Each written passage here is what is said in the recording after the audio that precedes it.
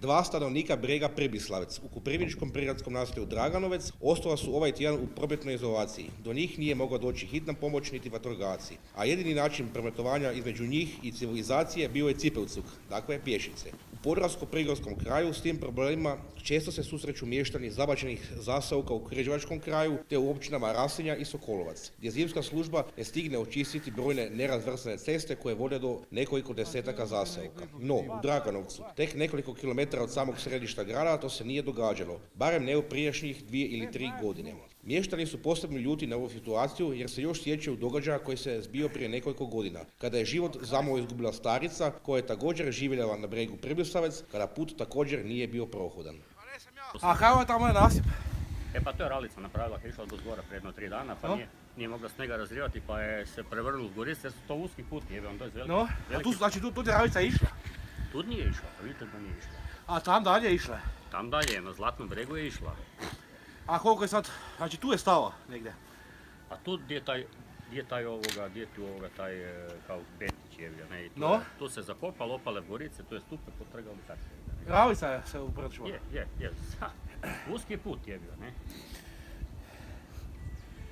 I kaj, jeste ona tu tak, v tomu snijegu, ah dobro. Ja kaj, pa tu idem ja prek na onaj Zlatni breg pa se spustim, da ovo mi duže traje, ali tu bi trebalo čistiti, tu isto čovjek živi na 171, ne.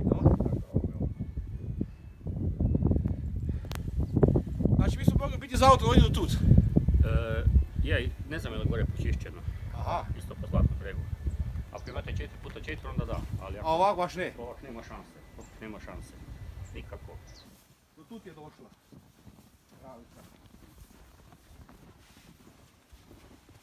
Bude tu potrajalo dok je to otopi i kako bude uopće došli do tu?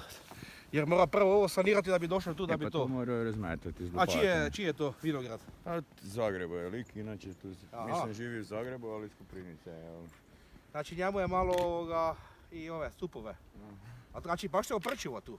Ne, tišele s traktorom, kužiš, gledaj, za gonulje. Tu je došao znači s Ralicom, valjda, nisam ga ja vidio, ali sam vidjela je... Pa otkud je došao? Do one strane? No, onda nutirivalo, viš da je tu gledaj kada je skopali, kada su ga vadili van.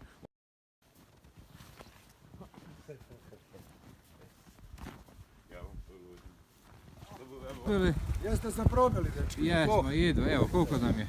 A kaj da treba neko hitno gore? Pa kakva hitla, nema tu ničega. To bi bilo upitno. Nema šanse. Nema šanse do gore. Nema tu teorije. Samo vatrogasci. Da, imali smo slučaj ona gospođa što je bila prije par godina. Smo morali cijeli grad dići, komunalac, policiju. Iz gradske uprave odgovorili su nam da je u ulici Sveti Vid uslijed nepovoljnih vremenskih uvjeta došlo do velikih nanosa snijega. Djelatnici zimske službe pokušali su iste očistiti ralicom, što nažalost nije bilo moguće zbog visine snijega. Zbog toga čišćenje je obavljeno radnim strojem te je ulica trenutno prohodna. Također napomenuli su da će se ista narednih dana čistiti kako bi se prohodnost poboljšala.